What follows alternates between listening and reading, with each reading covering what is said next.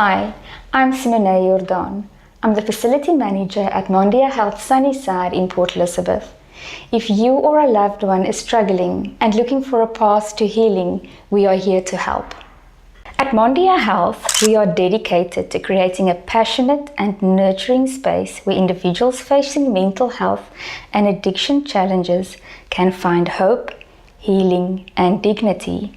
Our experienced and caring multidisciplinary team partners with each person to support the unique journey towards lasting recovery and emotional well-being. We provide a warm, supportive environment where professional mental health care, therapeutic guidance, and practical tools empowers individuals to move forward with confidence and resilience. In collaboration with Ishvani Unplugged, we are privileged to share inspiring stories of transformation from those who have embraced their path to recovery and healing. These narratives celebrate rediscovered strength, renewed purpose, and the enduring possibility of hope. We invite you to reach out, as we truly believe that you should not be on your journey alone.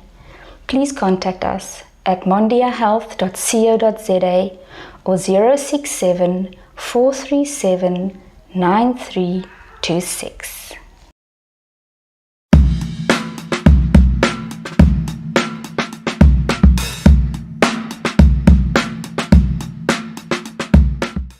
Welcome back to Ishvani Unplugged. This is the People Stories podcast where we celebrate the lives of incredible individuals. And I'm here today at Mondia Sunnyside. They are located at 24 Bird Street in central Port Elizabeth, Gqeberha. And I'm joined today by the wonderful Vulindlela Nyoni. Hi. Hi. Thanks for having me, Ishvani. Thank you for being here. Yeah, it's great. You're going to share an incredible story with us today. Yeah, I hope so. I think I say many times that it's good to be a person who is gracious enough, or at least we should strive to be people who are gracious enough to hear other people's stories and have the courage to tell our own. Absolutely, because we learn so much Exactly. from each other. Exactly. You know? To be human means to learn and grow together. Totally.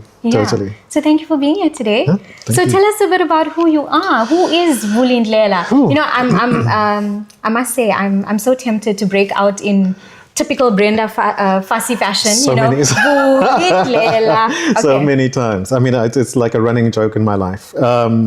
I meet people and the first thing they say is, actually the one thing I did was I met Helen Ziller.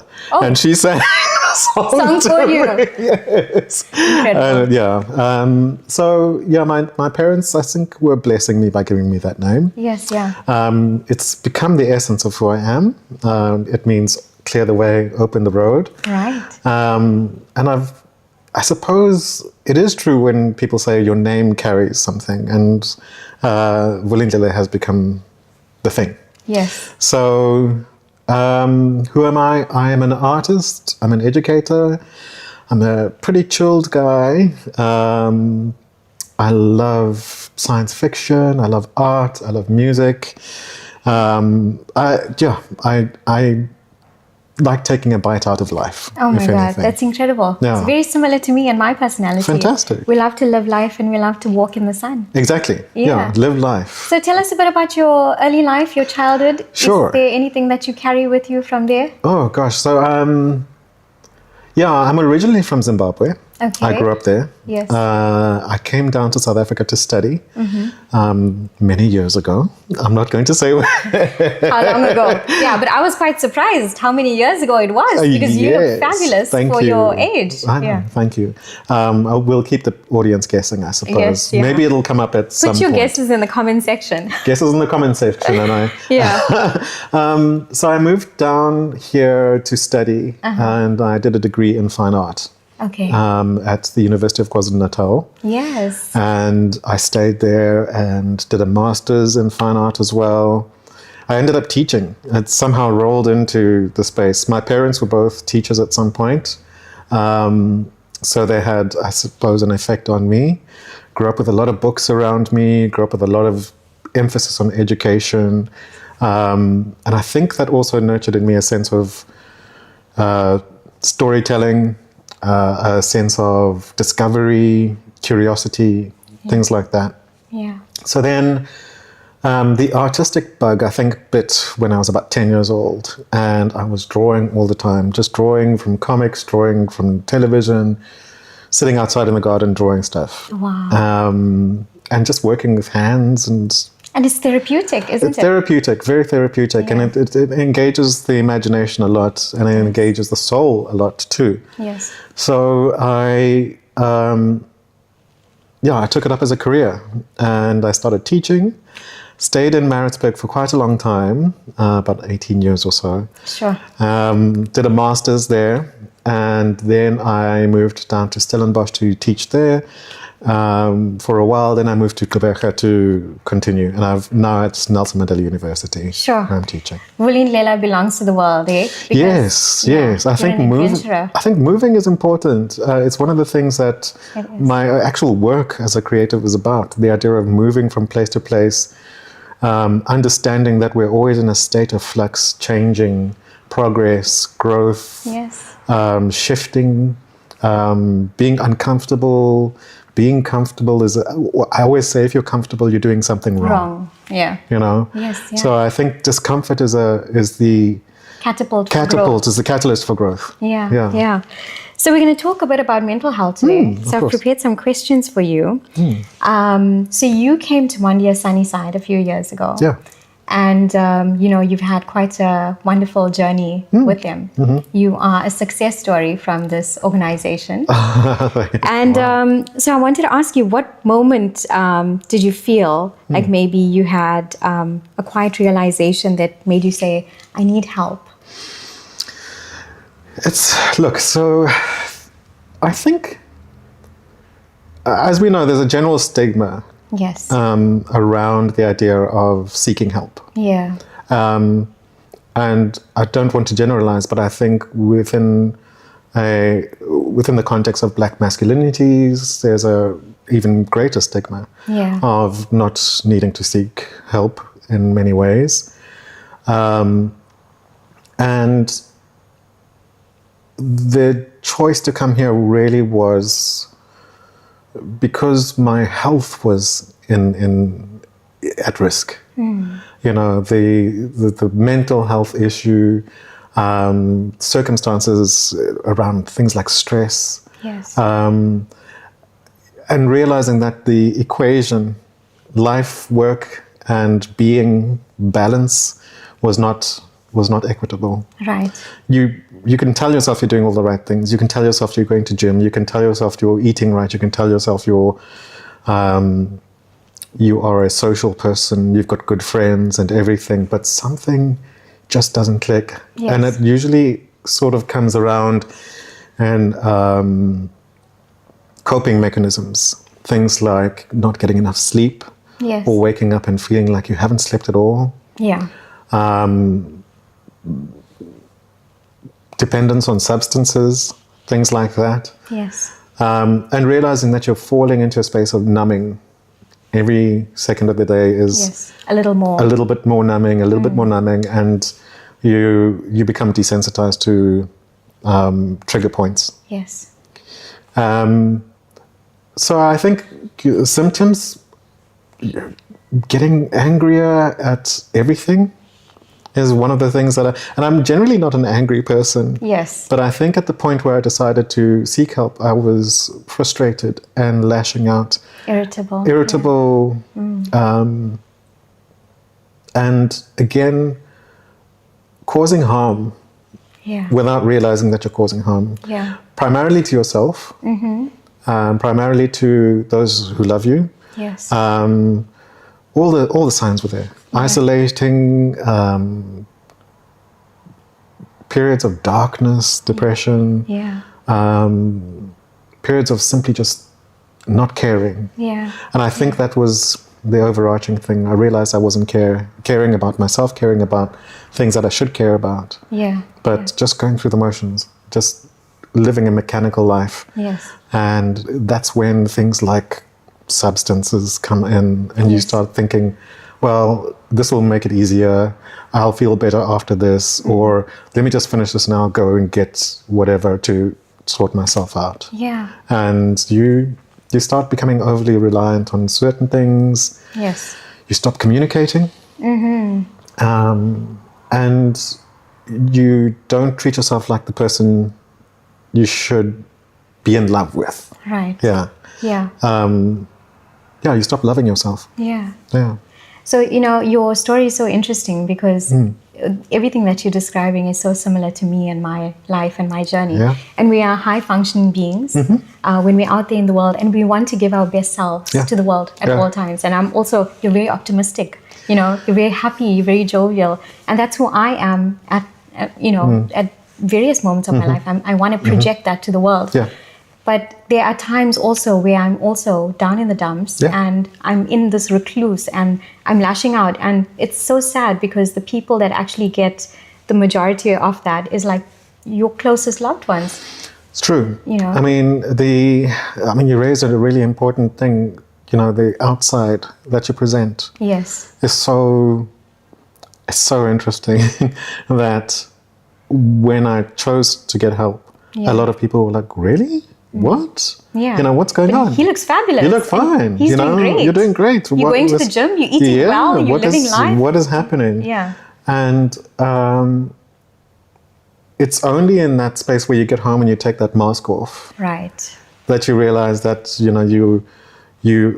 I think it's normal for everyone to feel like a bit down every now and again. Yes. You feel like you've worked so hard. Yes. Things were not a success, or you fought with a colleague, or you just things are not working right. Or a lot of pressure financially, or whatever. Yeah. We have that. It's natural.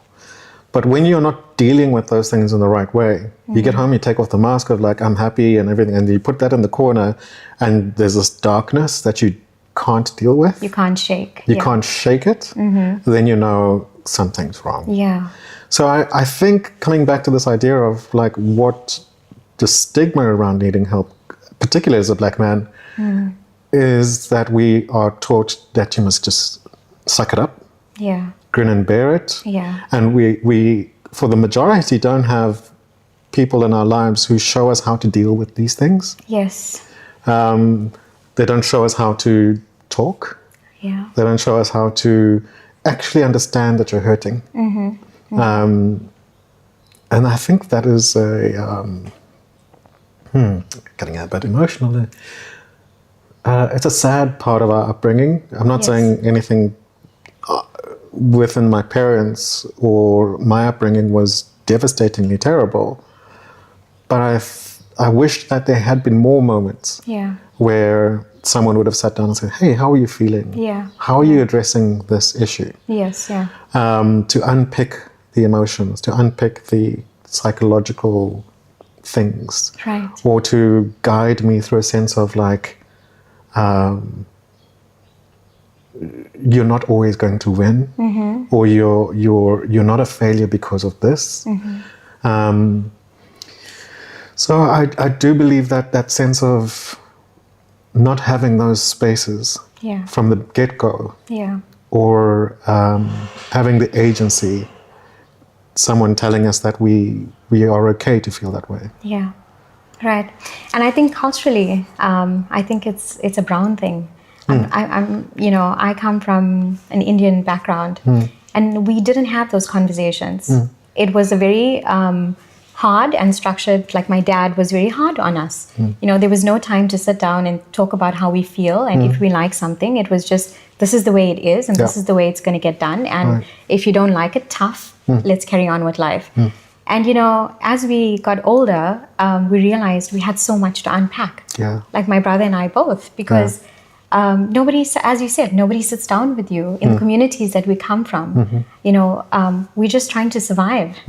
And we're in survival mode. And although there was a bit of thriving, I think, generationally, they didn't equip themselves with the tools from their parents. That's right. And so now we need to try and break the change. Break the cycle and make the change. And, going forward, I hope that we are better parents and better people out there in the world. Yeah, and I think you have to be a light. You have to be a kind of beacon for this sort of thing. This realization that the struggle is there. We all struggle and things, but it is in accepting that we struggle, Yes. that you can do something about it. Yeah. You know? Right. Yeah. So why Sunnyside, Vuli? Of all the other institutions in the area, what brought you here to Sunnyside, and why is Sunnyside so special to you? So I have a really good team of health professionals who kind of. So this is another side of things. It's not that you sort of simply get up and go like, oh, I need to Get help. get help. Yeah. You have to consult with your health professionals. Yes. I have a GP, a really good one. I have a psychologist, and I believe in therapy. Go to therapy. Yes, please. It is important. We all go to therapy. Yeah. And I think because they both approached us from a very holistic point of view. Yes. And they had their connections to Sunnyside as well, Mondia Sunnyside. And I thought, their consultations over time where they kept bringing this up and like, maybe you should take some time. Maybe you should take some time. And I was like, no, I'm okay. I don't need to do that sort of thing. Right. There's that pride that sets in. It's like, I'm going to admit Absolutely. weakness here. Yes. I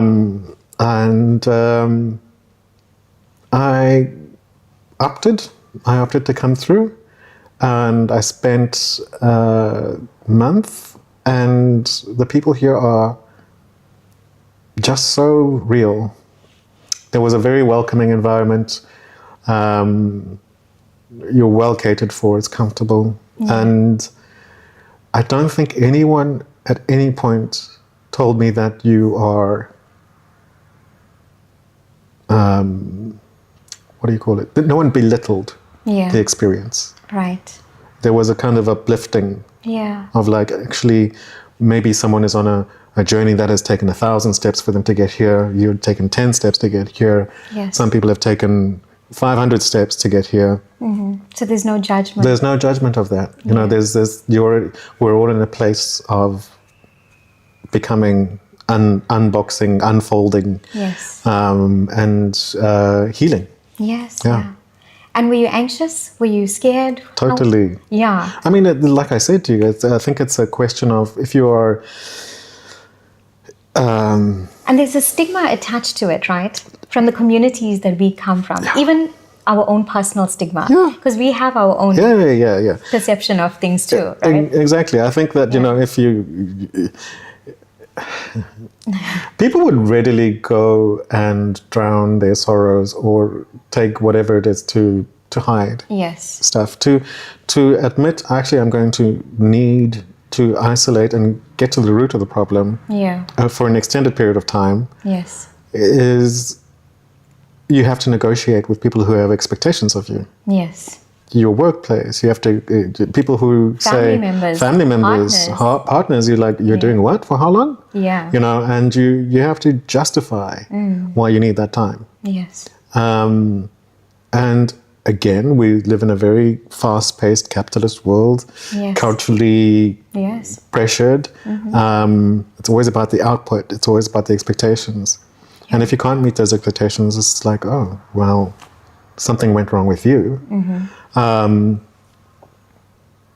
But coming out of here with the courage that it wasn't weakness. There was more strength in coming in than not. Right. Yeah. So I know there's a lot of, there's various different approaches that they have to like your therapeutic journey here. I know you guys have a gym here and you guys have group sessions and a whole lot of things. So what were some of the group sessions were great. I know there's art, yes. The group sessions were, every group session was an experience. We got to do some art. We learned how to loom and make our own beanies and scarves and things like that. And at the same time, there's space for you to. I brought my own drawing materials. So obviously, as an artist, I wanted to carry on drawing. Yes, yeah. There are all the amenities that you'd want to. I mean, books, television, whatever it is, and then there'd be option for one-on-one. Conversations with the therapists here or the caregivers here. There is a gym. You can exercise. You can I think I was boxing down at some stage. Oh, wow. Look at you. Yeah, I do yoga and all that stuff. So it's all available. Quite a holistic approach. It's a holistic approach. And I think there's that freedom to discover what, where the thrive is. Not where the life is, where the thrive is. Yeah. And to bring your body back into a sense of balance, right? Correct. You have to kind of find that that circuit that broke. Yes, yeah. And balance out where the how your energies. Yeah. Because I think while you're here, you're using energies. Yes. But you're not using energies in the wrong way. Yeah. Everything you're doing is using energies in the right way. Yeah. And then knowing that you, as one does, rewiring your neural pathways to accept, thrive, Yes. rather than survive. Yes. That's a big lesson that you learn. So how long were you here the first time you came around? 4 weeks. I only came here once. Once. Yeah. 4 weeks, Yeah. yeah. And at what point were you like, okay, I'm starting to feel like myself again?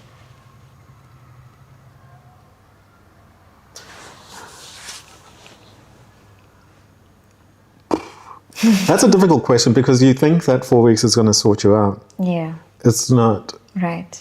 And I think that's a mistake people think. Yeah. It's like you go into a place to recover, introspect, heal, Yes. and that's intense. It is. Healing is. Healing is intense. So if you come into a space thinking after 4 weeks I'm going to be fine, you're making a mistake. Right. The journey began when I left Yes. because I had to be accountable after being here. Yes. I had to be accountable for the best practice, the best choices, in a world that literally is waiting to eat you up after you've gone through this. The process, yeah. Yeah, so I think the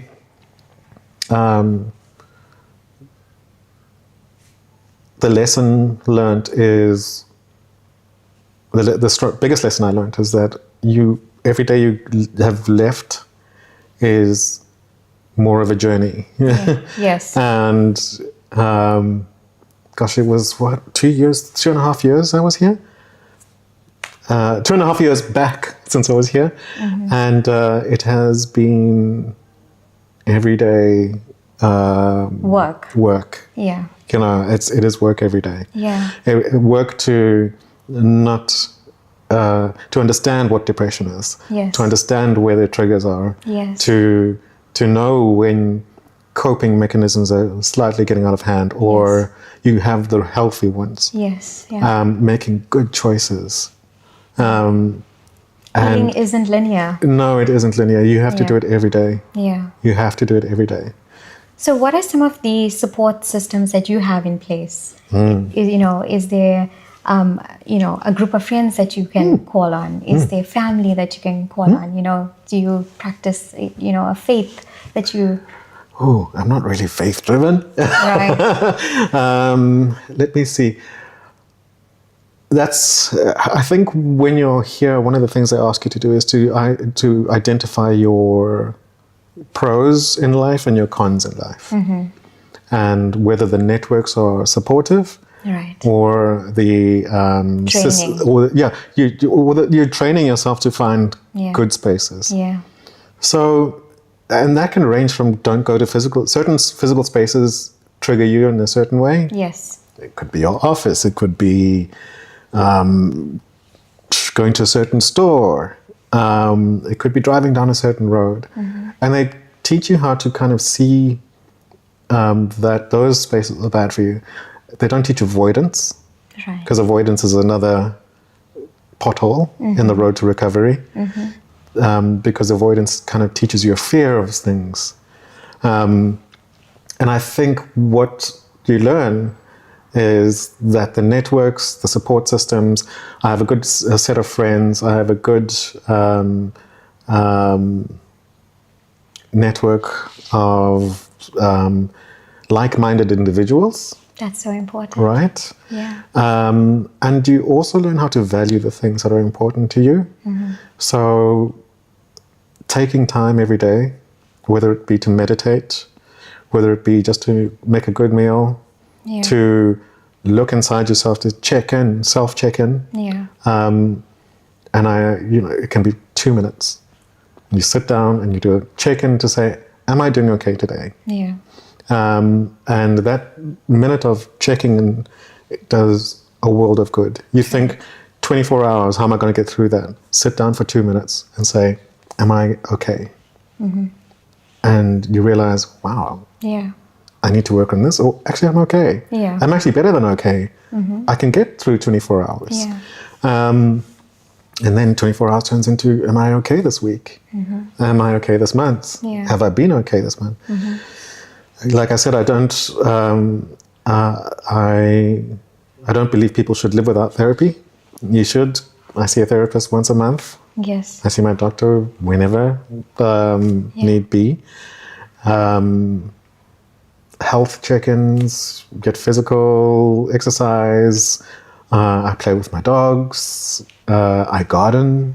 Oh, wow. I do bonsai. Yes. I make art. I listen to music. I sing in a choir. Yes. I have many different outlets in terms of finding again that thing, the thrive. Yes. And yeah, fight for what brings you joy. Yes. Don't deny that. You're right. Fight for what brings you joy. I feel like your time at Mondia Sunnyside was really great because I feel like they've equipped you with the tools to focus on all the things that fill your cup rather than drain your cup. Yeah. And I think that's why it's so important for us to visit institutions like this Yeah. who just have a great team of amazing people who are there to remind you that you actually are incredible, you're amazing, and you matter. You matter. You matter is Yeah. a lot, right? Yeah. Yeah. Because I mean, when you're going through stuff, it can be very lonely. And Yeah, it can. Yeah, I mean, it's scary. you can live with a family of, your children and partner and everything, and whatever. Still feel lonely. Still feel lonely. and feel like the whole world Yeah.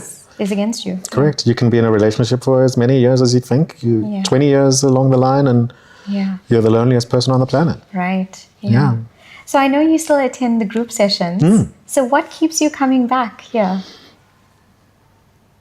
Knowing that the road is still long. Yes. Right. We've had this question actually in the group sessions. It's like, if you've got it all together, why do you keep coming back to these things? Yeah. And the truth of the matter is that you have to tell yourself you haven't got it all together. Yeah, I mean, what are you going to do in a crisis? How are you going to cope? Yeah. How are you going to, not to say that death and darkness and frustration are looming around the corner, but small things build up to Big things. big things. Yeah. So I think the group sessions, or at least we call it regroup, and it's regrouping is a good way to think about it, because when you are actively involved in a task or doing something, you can get completely swallowed by the task. Your time, your effort, your energy start becoming depleted, and you need a moment to just regroup. Yes. You need to regroup and check, to breathe, Yes. inhale, exhale, breathe, and kind of come back to that space of, I'm aware, I'm conscious Yes. of where I am. Yeah. And I think that's what the coming back to the sessions is about, Yeah. It's so interesting because you mentioned coping when things happen, or these trigger points. So recently, I'll just share a bit about my story.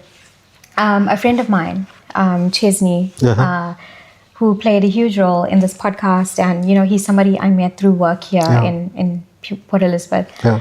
And he had passed away in a motorbike accident, tragically. Oh, I'm so sorry. Thank you.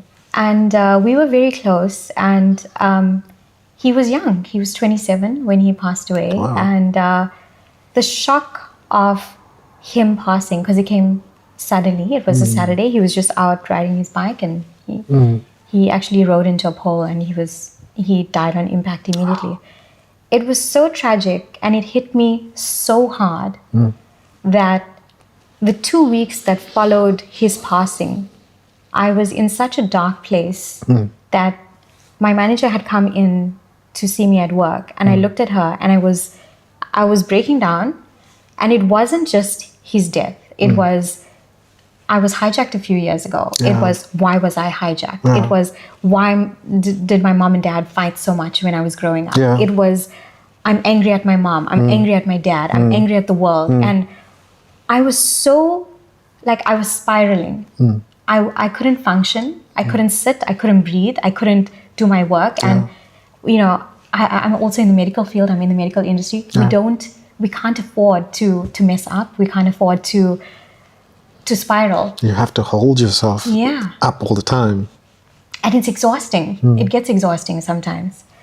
And my boss came in and she said to me, listen, I think you should go home and take a few days. Yeah. And I think that you need to like start going back to therapy. Yeah.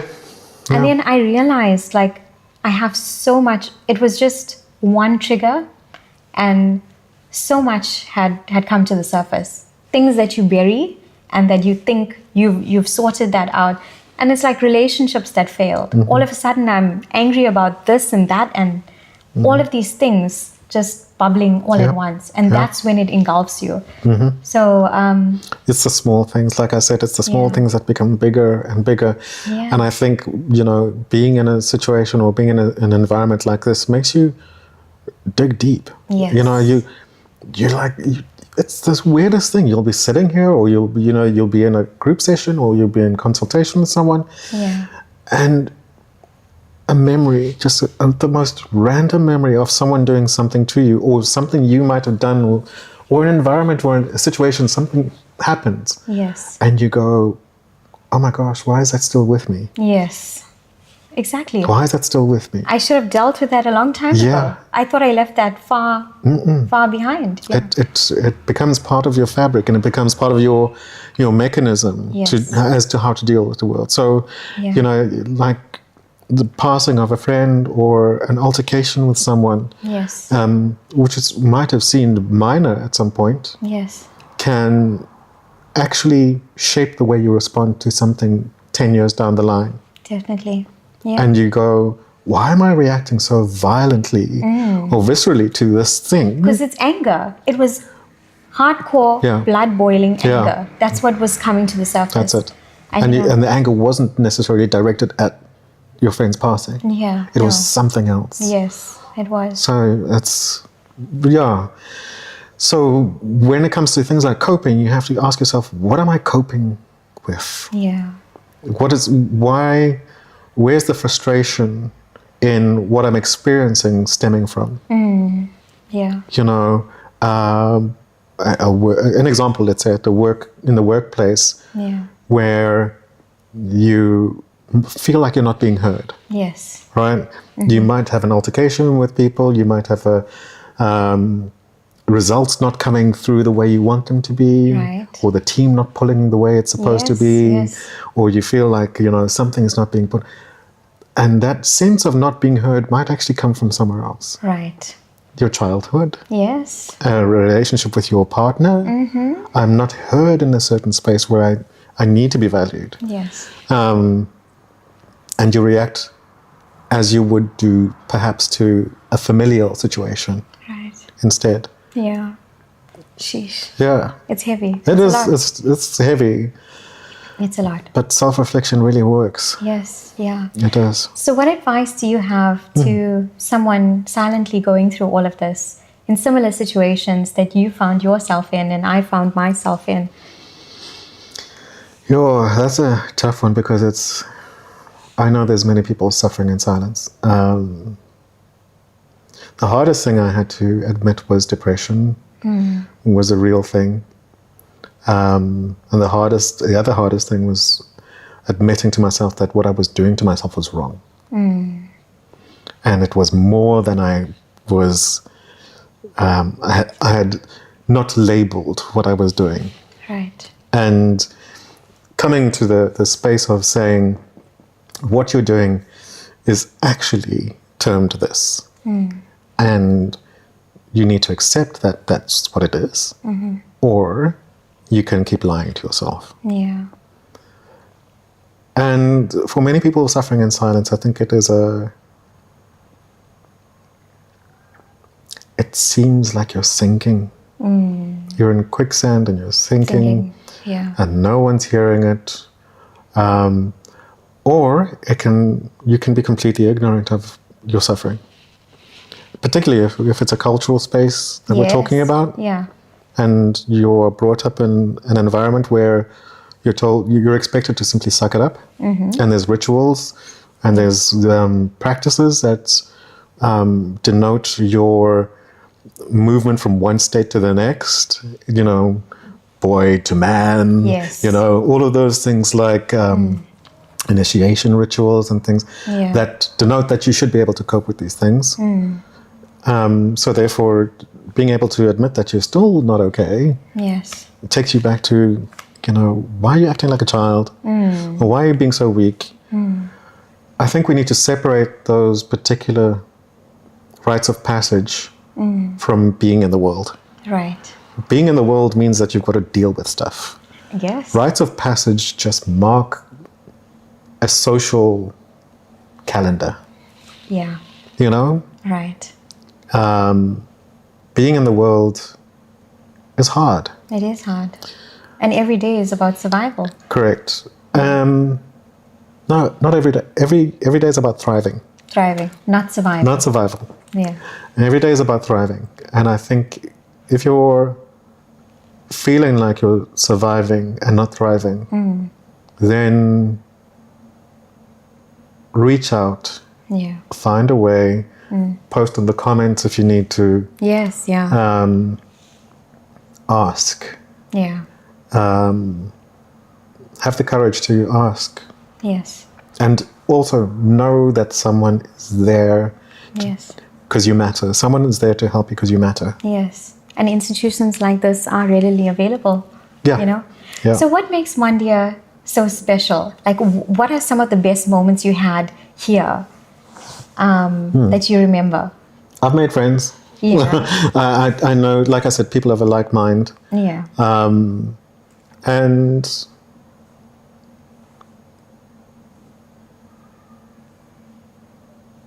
I think it is a question of not moving through the world like nothing. Let me put it this way. It's like you realize that you've got another set of tools. And I think institutions like Mondia, particularly here in Kobeka, and the people I've been working with, you realize that you've got another set of tools to work with in life. Yeah. Things that you didn't know you were capable of doing. Yeah. And people who want to bring out the best version of you. Yeah, there are people invested in making your life good. Right. Yeah, there are people invested in making your life good, and will go as far as they need to make it right. Yeah. Yeah. And to uproot all the heaviness and to allow you to unpack. Yeah. Yeah. Because I think the load gets a bit heavy, and that's when That's it. the problem sets in. Yeah. So what's next for you, Vuli? Shoo. Wow, a lot of things. So I'm actually on sabbatical at the moment. I'm taking a break from work, which is great. Lucky you. I know, right? Oh my goodness. We envy you. And so I get some time to do some of my own research. I get some time to make some artwork, which is something I love, being in studio. Yes. I get time to... what kind of art do you do? I'm a printmaker. Okay. So I was trained as a traditional printmaker, lino cutting, silk screening, all of those things. Okay. And I teach students how to do that now. I have an exhibition actually at the moment. It's at GFI Gallery. Yes. It's coming down on the 17th. Yes, so we're going to actually follow up. Do some shots of you there. Yeah, and your work. We'd love to see it. I will happily talk to you about it. Amazing. It's great. Yeah. There's so many layers to you. I need to unpack. I have so many mottos in life, but one of them is never let them know your next move. Keep them in suspense, yeah. I don't box me in. Don't put me into a space where you think you know who I am, really. Right. And then never let them know your next move. Yeah. Are you an Aquarius? What's your star sign? No, I'm a Libra. Are you Libra? Yeah. Okay, interesting. You're into star signs and things. I'm into star signs. Yeah, I'm one of those crazy women. Okay. Okay. So all these amazing projects. And, Yeah. The other one I'm also looking to get into is while I have you, I'm doing voiceover work if I can. Yes. I've got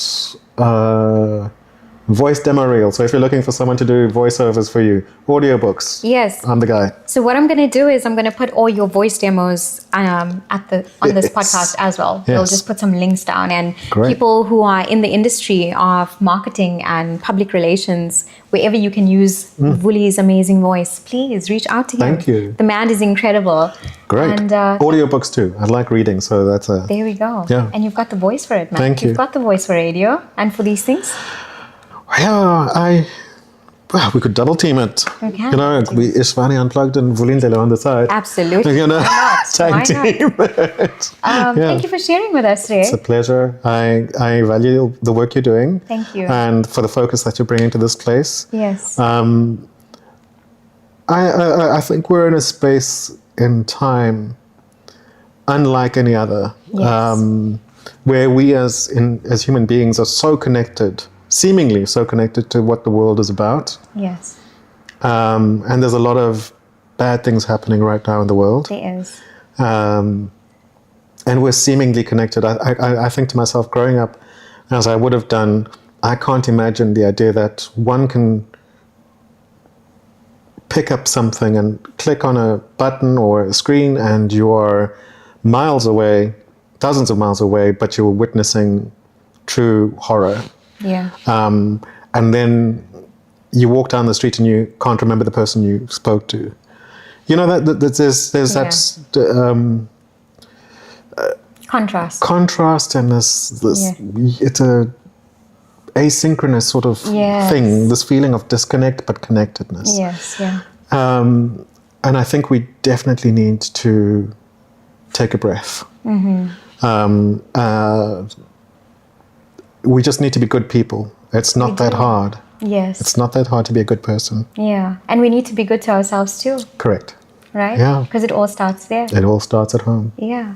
So thank you. It's a pleasure.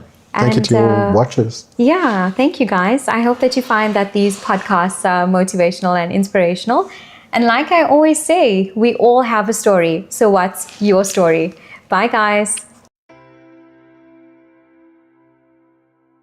If you are currently struggling with depression, anxiety, burnout, or dealing with trauma, we are here to help.